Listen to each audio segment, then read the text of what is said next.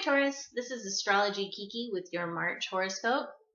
And the focus this month is going to be on your 11th and 12th houses. And the 11th house is your house of groups, organizations, committees, acquaintances, but it's also a house of financial gain.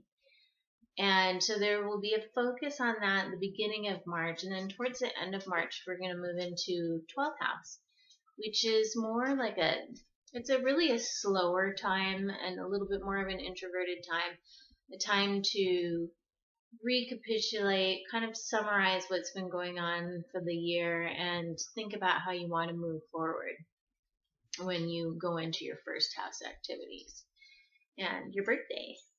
And so in February, at the end of February, there is a solar eclipse in your 11th house. And hopefully that sparked up some financial gains for you. And if not, then maybe it just helped you get more into like networking activities or hanging out with acquaintances and groups. And really some of that activity should carry through into the beginning of March. And the first week of Mars is going to be in your 11th house. There should be a lot of communication, possibly with committee members or acquaintances, or with regards to financial gain. On the 8th and 9th, there is a sextile, which is a positive aspect between your Pluto in your 9th and Mercury and the Sun in your 11th. So a sextile is an aspect where something doesn't just fall into your lap. It's really a time when there is a potential opportunity for you, but you have to go out and get it. You have to actually take the action to do it. And your 9th house is your house of, it's a pretty broad house. It's where it could be court matters, it could be something to do with higher education, or foreigners, traveling abroad at far distances, or communicating with people abroad. And so you may see some kind of financial opportunity with regards to that, or if not, maybe just some kind of community-oriented, there's my dog, activity, some kind of volunteer work, or you're in an organization with surrounding one of those things, either at a college, uni, or abroad. Middle of the month, on the 12th and the 17th, there will be a hard aspect.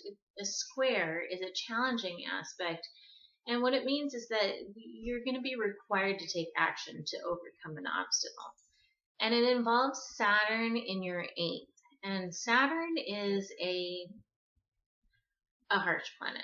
It's a planet that wants to teach you lessons, and not the easy way. It kind of throws you for a little bit of a loop. So when there's challenges with Saturn, challenging aspect with Saturn, that usually makes me cringe a little bit. But the 8th house is a financial house. It's a house of shared resources. Could be something involving either your family giving you money, or you giving your family money, or a shared resource with an institution like a bank with a mortgage or loan, or an insurance payout, or the lottery, or commission with your company.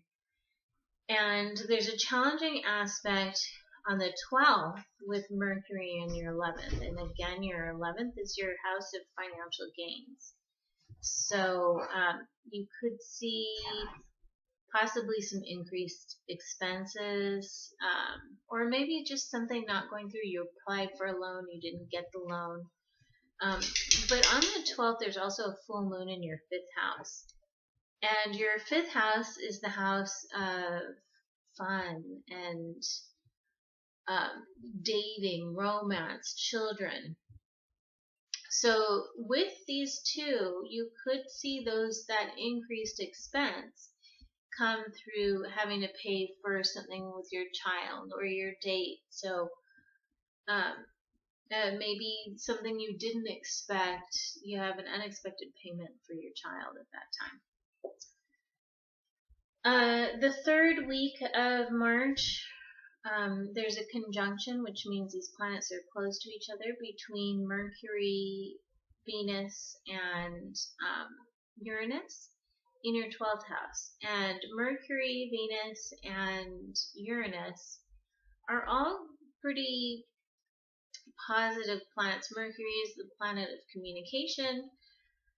Venus is the planet of love and money, and Uranus is the planet of unexpected surprises. So when you have these in your 12th house, maybe you're again, the 12th house would be like a time where you're kind of summarizing and preparing. So maybe you're doing writing and trying to figure out how you want to, putting a plan together to move forward. Just don't be surprised if there are some unexpected events thrown in there at that time. But it is a very positive time. Venus tends to really smooth things out, make them a little bit easier. On the 28th, there's a new moon in your 12th house, so maybe you'll begin to get involved in things more astrology. New moons signify the beginnings of things, so you might start to just become more involved in maybe centering things like yoga, meditation, or matters of the subconscious, your dreams, spirituality, things along those lines. At the end of the month, there are some squares involving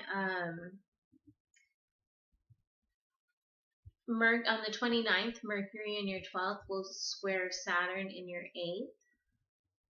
Anytime you have Saturn in your 8th that's in a square, just be careful, be cautious, be conservative. Saturn likes you to be responsible. And when you're dealing with money issues, really take budgeting into consideration at that time.